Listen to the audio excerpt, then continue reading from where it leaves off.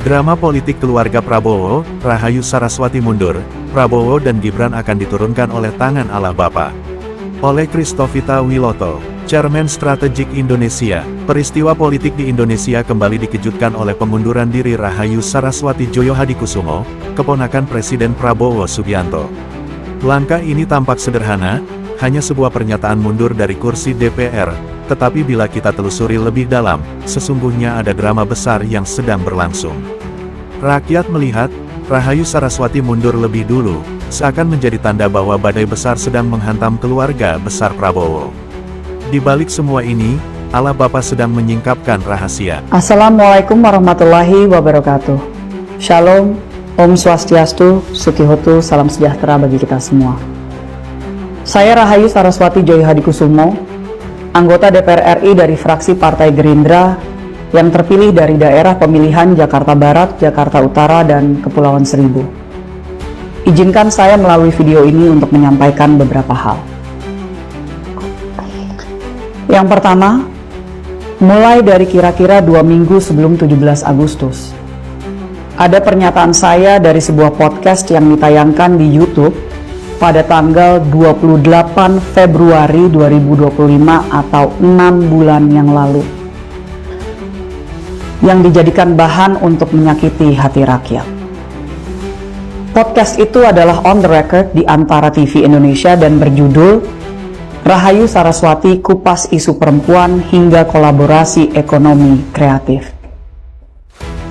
Saya berbicara dengan pembawa acara selama 42 menit lebih tentang berbagai isu. Bagi masyarakat yang ingin mengetahui apa saja yang saya sampaikan secara menyeluruh, silahkan menonton agar mendapatkan konteks dari apa yang saya sampaikan. Pernyataan saya diambil dari menit ke-25, 37 detik sampai menit ke-27, 40 detik. Cukup panjang sebenarnya. 2 menit lebih yang dijadikan beberapa kalimat oleh pihak-pihak yang ingin menyulutkan api amarah masyarakat. Tidak ada maksud maupun tujuan dari saya sama sekali untuk meremehkan bahkan merendahkan upaya dan usaha yang dilakukan oleh masyarakat, terutama anak-anak muda yang ingin berusaha tetapi menghadapi berbagai kesulitan dan tantangan. Sebagai seorang pengusaha yang pernah merintis sebuah I.O., lalu menjadi pengusaha dengan ratusan karyawan, maupun sekarang sebagai advisor bagi berbagai startup yang sedang dirintis oleh anak-anak muda Indonesia yang memberikan solusi bagi komunitasnya masing-masing. Saya paham betul bahwa memulai usaha tidaklah mudah.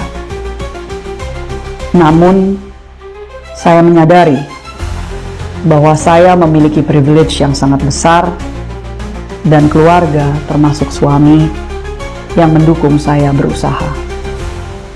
Dan walaupun niat saya sebenarnya ingin mendorong entrepreneurship, terutama di zaman transformasi digital yang membuka peluang seluas-luasnya di dunia ekonomi kreatif, saya paham bahwa kata-kata saya telah menyakiti banyak pihak, terutama yang saat ini masih berjuang untuk menghidupi keluarganya, bahkan untuk masih bisa bertahan hidup. Kesalahan sepenuhnya ada di saya. Oleh sebab itu, melalui pesan ini, saya ucapkan permohonan maaf yang sebesar-besarnya atas ucapan dan kesalahan saya.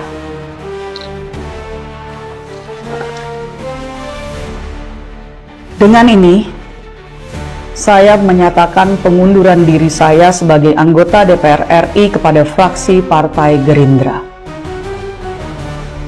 Saya berharap masih dapat diberikan kesempatan untuk menyelesaikan satu tugas terakhir, yaitu pembahasan dan pengesahan RUU Kepariwisataan yang merupakan produk legislasi kami di Komisi 7. Di kesempatan ini, izinkan saya untuk juga menyampaikan terima kasih yang tak terhingga kepada semua masyarakat di Jakarta Barat, Jakarta Utara, dan Kepulauan Seribu yang telah memilih saya dan memberikan kepercayaan kepada saya untuk menjadi wakil Anda di periode ini. Saya mohon maaf jika saya telah mengecewakan Anda selama saya mengemban tugas ini.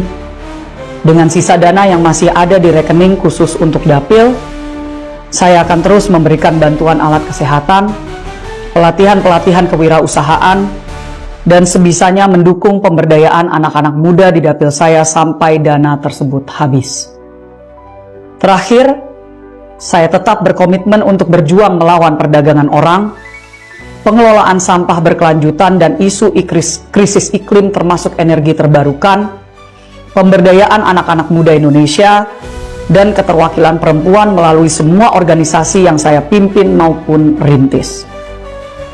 Saya ucapkan banyak terima kasih atas dukungan moral dan doa yang sangat luar biasa dari semua yang telah menaruh harapan kepada saya selama ini, terutama kepada keluarga saya dan kepada kader-kader saya di Tidar.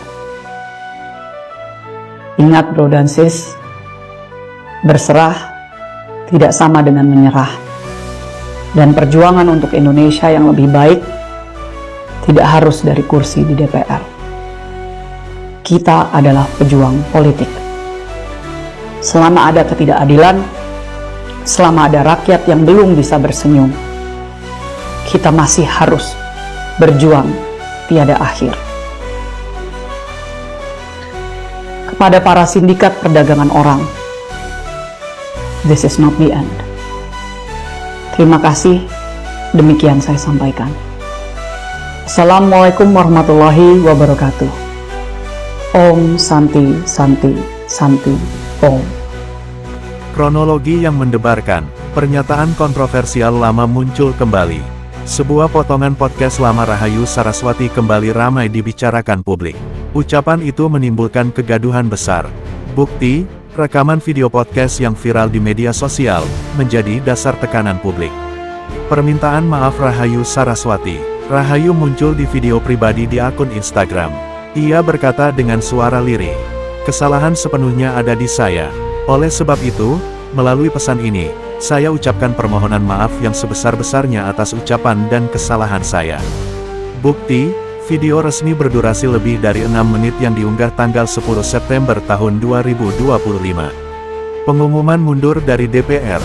Rahayu secara resmi menyatakan mundur dari kursi DPR fraksi Gerindra. Ia tidak menyebut tekanan partai, tetapi bahasa tubuhnya jelas menunjukkan beban berat. Bukti, pernyataan tertulis kepada fraksi, disiarkan media nasional. Janji menyelesaikan satu tugas legislasi. Ia menegaskan masih ingin menuntaskan pembahasan RUU Kepariwisataan. Ini langkah janggal, orang mundur, tapi masih ingin menutup pekerjaan terakhir. Bukti, pernyataan langsung dalam video. Pesan emosional tentang perjuangan. Ia menyatakan, selama ada ketidakadilan, selama ada rakyat yang belum bisa bersenyum, kita masih harus berjuang tiada akhir. Kata-kata ini seperti tanda perpisahan dengan panggung politik formal, tapi juga perlawanan terhadap sistem keluarga politik. Prabowo Subianto pura-pura tidak tahu. Presiden sekaligus pamannya, Prabowo, diam. Tidak ada dukungan terbuka, tidak ada teguran terbuka. Hanya senyap. Bukti, tidak ada satupun pernyataan resmi dari istana atau partai Gerindra soal alasan mendalam pengunduran diri Saraswati. Gibran Rakabuming dan masa depannya. Dalam keheningan itu, bayangan kejatuhan Prabowo dan Gibran semakin jelas. Publik mulai menilai bahwa tangan Allah Bapa sedang bekerja, dan ujungnya adalah penurunan paksa mereka dari tampuk kekuasaan. Ayat firman Allah yang mengungkap rahasia. Kitab Yeremia pasal 17 ayat 5-6. Beginilah firman Tuhan, terkutuklah orang yang mengandalkan manusia, yang mengandalkan kekuatannya sendiri, dan yang hatinya menjauh dari Tuhan. Ia akan seperti semak bulus di padang belantara, ia tidak akan mengalami datangnya keadaan baik, ia akan tinggal di tanah angus di padang gurun, di negeri padang asin yang tidak berpenduduk. Ayat ini mengena tepat pada situasi ini. Keluarga besar yang membangun kuasa politik dengan mengandalkan manusia, kekuatan partai, dan jaringan uang, kini sedang digoncangkan oleh tangan Allah. Drama besar yang sedang terjadi. Rahayu Saraswati mundur lebih dulu. Prabowo Subianto pura-pura tidak tahu, padahal badai sudah menelan keluarganya. Gibran Rakabuming hanya diam, namun ia pun masuk dalam pusaran kejatuhan. Rakyat menyaksikan, tangan Allah sedang menurunkan pemimpin yang congkak dari tahtanya. Arahan Tuhan Yesus Kristus. Tuhan Yesus Kristus berkata, jangan takut pada badai politik. Kebenaran selalu menang, meski harus melalui penderitaan. Fokuslah pada kasih, kejujuran, dan keberanian. Prabowo Subianto dan Gibran Rakabuming akan diturunkan dengan paksa, karena tangan Allah Bapa bekerja untuk membebaskan rakyat dari belenggu kekuasaan yang menindas.